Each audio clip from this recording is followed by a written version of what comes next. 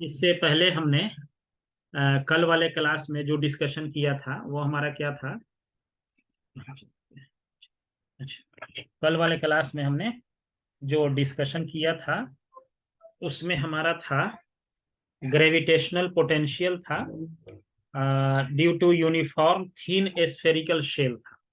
Uniform spherical shell की वजह से जो ग्रेविटेशनल पोटेंशियल है वो हमको यहाँ पे था। और वो यूनिफॉर्म स्फेरिकल शेल का ग्रेविटेशनल पोटेंशियल हमने दो तरह से बात करी थी। एक तो था ये शेल के इस एक्सियल लाइन पे था, ये आर डिस्टेंस था और इसका रेडियस लिए हुए थे, ए लिए हुए थे रेडियस। ये ए इसका रेडियस था, ये आर डिस्टेंस पे हम ग्रेविटेशनल पोटेंशियल निकाले थे। तो आर डिस्टेंस पे जो निकला था हमारा जो है ये शेल था और ये बाहर में पॉइंट पी था। तो इस समय पी जो पोटेंशियल जो निकला था वो हमारा था -Gm/r था।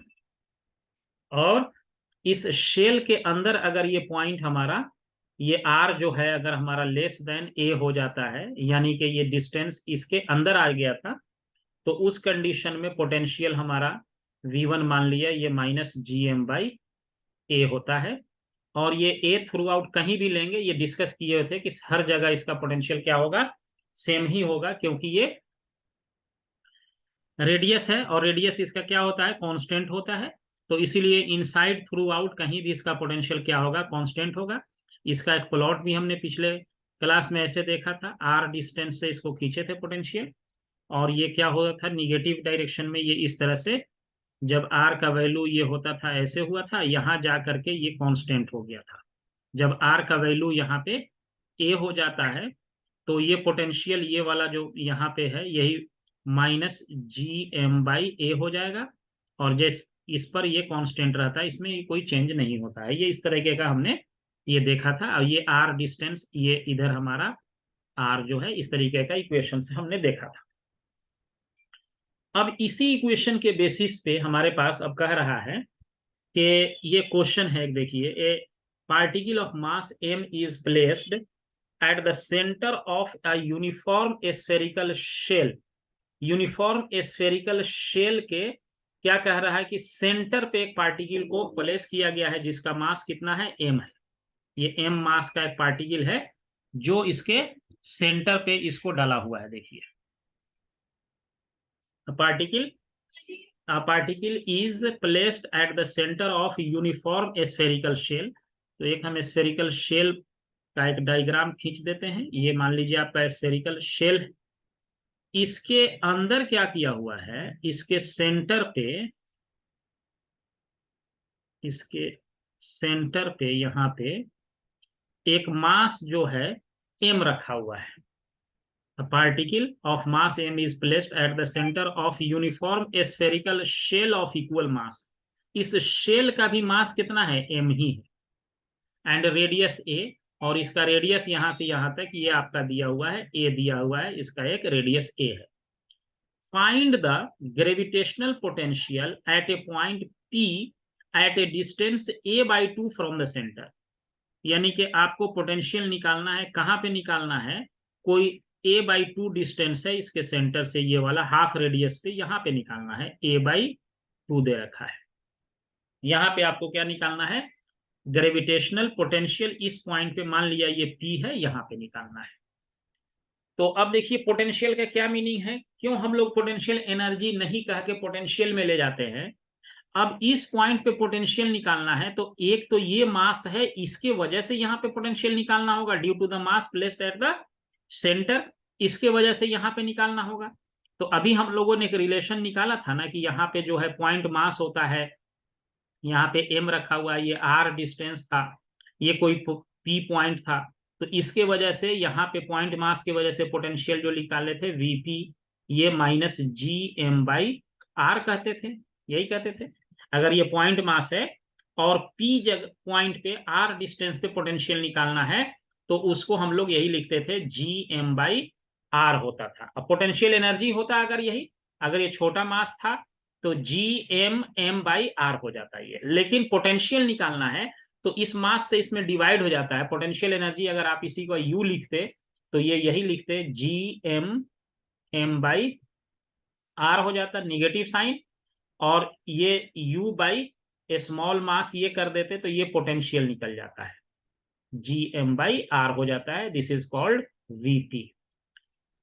ये इतना कंसेप्चुअल क्वेश्चन है इसमें। देखिए कि अब इस मास के वजह से यहाँ पे जो पोटेंशियल होगा, इस मास के वजह से ये जो सेंटर पे रखा हुआ है, लिखेंगे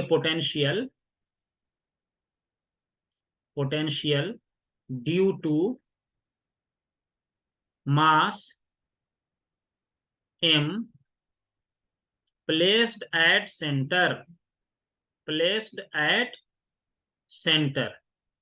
सेंटर पे रखा हुआ है। तो ये आप मान लो, इसको हम लिख देते हैं V1 equal to -Gm divided by, यहां से यहां तक का डिस्टेंस Gm/r, तो डिस्टेंस इसका क्या है, a/2 है। तो a/2 यहां पे डाल दिया, r के जगह पर हो गया a/2। तो ये आपको निकल के आ जाएगा -2Gm/a हो गया, इस मास के वजह से हुआ। लेकिन अभी स्फेरिकल शेल भी है, इसकी वजह से पोटेंशियल क्या होगा इस डिस्टेंस पे, बताओ तो उमैमा और इरफान, क्या होगा? What will be the potential due to the spherical shell at the point P? तो स्फेरिकल शेल के अंदर आपका जो पोटेंशियल है वो किसी भी पॉइंट पे सेम ही होता है, अभी निकाले हैं ये। इसके अंदर जो भी पोटेंशियल होगा due to this spherical shell, it is uniform. तो potential due to uniform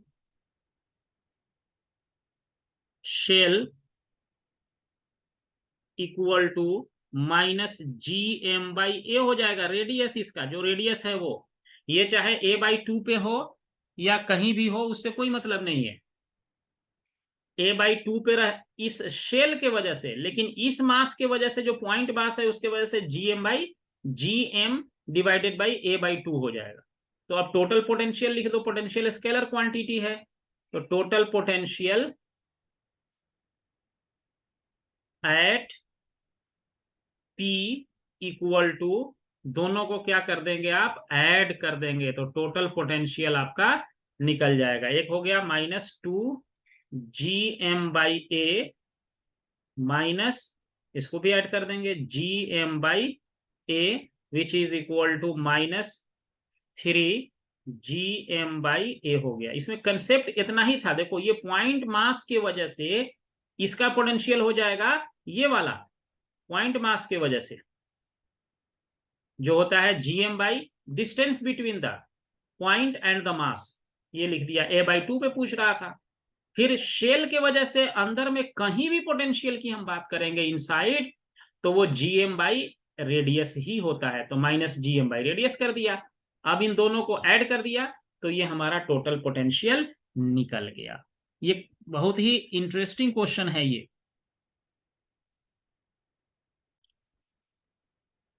potential due to potential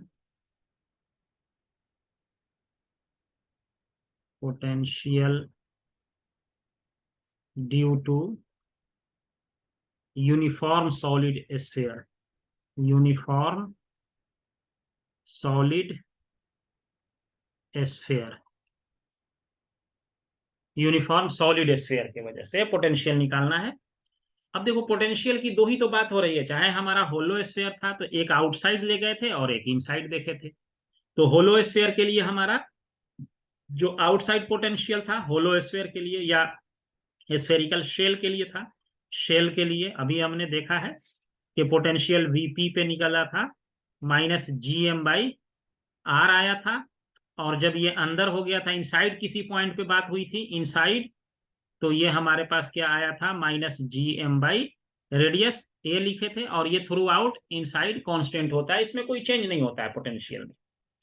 अब ये स्फीयर चेंज हो चुका है, हमने स्फेरिकल शेल देखा है, पॉइंट मास की वजह से भी बताया था मैंने। ये पॉइंट मास आपको है यहाँ पे m है, और यहाँ पे पोटेंशियल निकालना है तो इसका बीच r डिस्टेंस है, तो v इक्वल टू ये आपको हो जाएगा माइनस GM/R, यही इतना ही है, कोई ज्यादा रिलेशन नहीं है, पोटेंशियल ये है।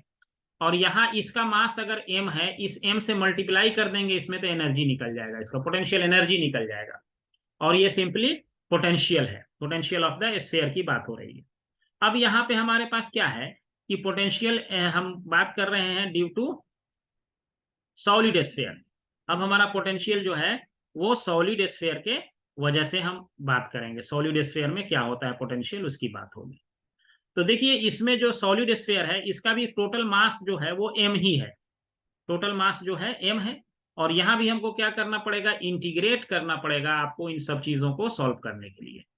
तो इंटीग्रेट करने के लिए हमको जो क्या करेंगे, छोटा सा मास ये लिया हुआ है यहाँ पे देखो, क्योंकि ये सॉलिड है तो ये एक x डिस्टेंस रेडियस यहाँ से ले लिया कोई मास, और थोड़ा सा इसमें थिकनेस dx लगा दिया। तो क्या किया गया कि इसका जो है ये जो शेल एक पतला सा ये जो बना, ये इसका जो मास निकालेंगे, इसका जो हम मास कहेंगे ना, छोटे से टुकड़े का, इस छोटा सा ये पूरा यहां से यहां तक का मास, इसका मास पर यूनिट वॉल्यूम लिखेंगे। टोटल मास m है और वॉल्यूम इसका कितना है, इस स्फीयर का जो वॉल्यूम है, इसका रेडियस है a, तो वॉल्यूम हो जाएगा 4/3 into πr3, pi a Q हो गया, a इज द रेडियस। तो ये क्या, इसको कहेंगे मास पर यूनिट वॉल्यूम, मास पर यूनिट वॉल्यूम। स्फीयर के अंदर इसका मास पर यूनिट वॉल्यूम क्या हुआ, ये हमने लिख दिया। अब आपको किसका वॉल्यूम का मास निकालना है, इस छोटे से ये जो है रेडियस x है, उसके बाद जो है इस यहाँ का जो ये आपका जो बनेगा स्फीयर यहाँ से यहाँ तक, इसका एरिया कितना होगा, स्फीयर का एरिया होता है। तो इस छोटे से का मास हमको निकालना है, ये वाला जो शेडेड पोर्शन दिख रहा है इसका मास निकालना है, तो इसका वॉल्यूम निकालना पड़ेगा। तो वॉल्यूम कैसे निकलेगा, पहले इस स्फीयर का एरिया निकाल लेते हैं यहाँ से यहाँ तक x रेडियस का। तो m/4/3 πa³ इंटू, पहले उस छोटे वाले पार्ट का हम ये निकाल लेते हैं एरिया। स्फीयर का एरिया जो होता है 4πr² होता है, तो इसका रेडियस x है तो 4πx² हो गया, इंटू थिकनेस कर देंगे तो वॉल्यूम निकल जाएगा ये वाला, ये इसके थिकनेस से, एरिया को थिकनेस से मल्टीप्लाई कर देते हैं तो वॉल्यूम निकल जाता है। और ये मास होगा किसका, शेडेड पोर्शन का, this is the mass of shaded portion, shaded portion, ये शेडेड पोर्शन का मास है। अब इसे जो कटना होगा वो कट जाएगा, 4π से 4π कट गया, बाकी तो कुछ कटेगा नहीं, ये 3 क्या होगा, ऊपर चला जाएगा, और ये आपका जो है 3m divided by a³ a⁻³ into x² into dx है, ये छोटा सा मास निकल गया। तो जब छोटा सा मास आपको निकल गया तो उसके बाद आपको क्या करना है, पोटेंशियल निकालना है इसी शेल के वजह से। तो इस शेल के वजह से जब आप पोटेंशियल निकालेंगे तो उसको क्या लिख देंगे, हमने यहाँ भी इसका थोड़ा हम डेरिवेशन कर देते हैं आपको। अब ये छोटा सा मास निकल गया इसका, और ये क्या है, आउटसाइड पॉइंट है, तो उस शेल का इस वाले का जो मास का हमको निकल गया, dm निकला, छोटा सा मास। तो पोटेंशियल जो लिखेंगे किस पे, dv लिखेंगे, स्मॉल पोटेंशियल किस पॉइंट पे बात कर रहे हैं, p पॉइंट पे, इस पर p पे। तो p पॉइंट पे जब आप पोटेंशियल लिखेंगे तो वो क्या होगा, potential at p will be equal to g into dm divided by r हो जाएगा। यहाँ जो है पोटेंशियल ये हो गया। अब dm का जो वैल्यू है इसमें, यहाँ क्या है कि ये जो आप x देख रहे हैं ना, ये x क्या है, यहाँ r से लेस देन है, ये x जो है लेस देन r है, ये क्या लिखेंगे, माइनस यहाँ लगेगा g। ये वही बात हुआ कि ये छोटा, ये पूरा मास जो था s, ये मान लिया हमारे पास एक शेल ले लिया, उसका मास dm है, r क्या है, ये डिस्टेंस है, ये वाला जगह में इसमें हमने डाल दिया। अब इसमें dm का वैल्यू खाली पुट करना है, तो dm का वैल्यू आप जो है पुट कर दीजिए। तो ये क्या, ये हो जाएगा हमारा डीएम का वैल्यू पुट करना है। एक कंडीशन ये हुआ, ये कब कंडीशन है, जब हमारे पास x लेस देन r है, यानी x का वैल्यू जो है ये हमारा r से क्या है, स्मॉल है, तो हमारा ये क्या हो जाएगा, gm/r हो जाएगा। और दूसरा क्या होगा, ये हो जाएगा dv equal to minus g/dm/x हो जाएगा, जब ये x ग्रेटर देन r होगा।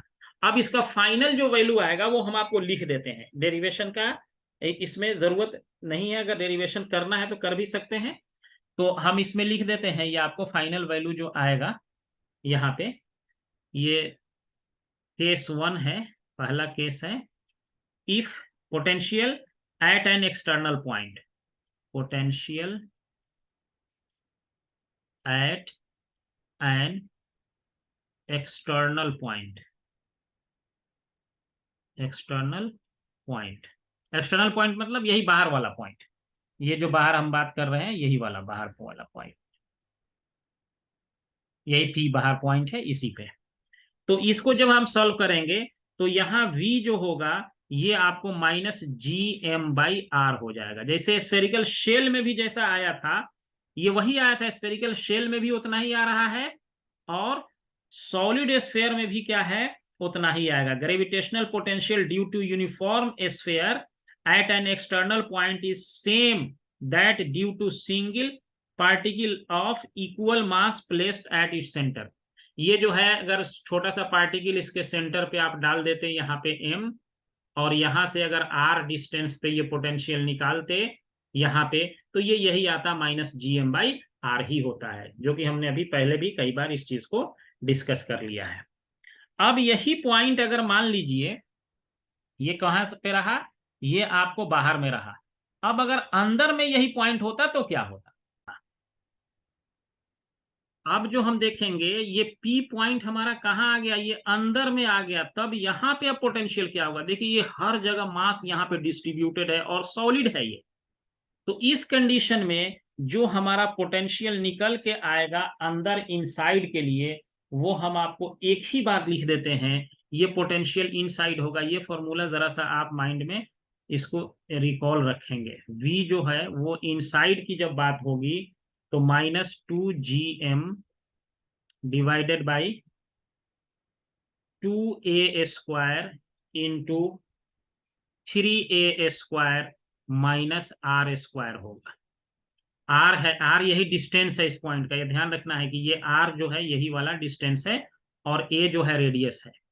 अब अगर हम बात करें एट सेंटर, सेंटर पे अगर हम बात करें पोटेंशियल का, तो यहाँ पे r का वैल्यू क्या हो जाएगा, 0 हो जाएगा। जब आप सेंटर पे बात करेंगे तो r का वैल्यू क्या हो जाएगा, 0। यहाँ पे पावर 3 है, ये r का वैल्यू 0 हो जाएगा अगर सेंटर पे चले जाएंगे ये पॉइंट। तो जब सेंटर पे चले जाएंगे तो आप इसको v इक्वल टू क्या लिखेंगे, -2gm डिवाइड, ये 0 हो गया, और यहाँ पे क्या 2 रहा, और ये 3 है यहाँ पे।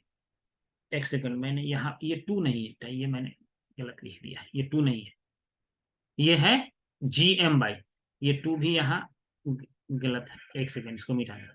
ये gm/2a³ है, 3a² माइनस r² है। r का वैल्यू जब 0 डालेंगे तो माइनस gm/2a³ इंटू 3a² आएगा।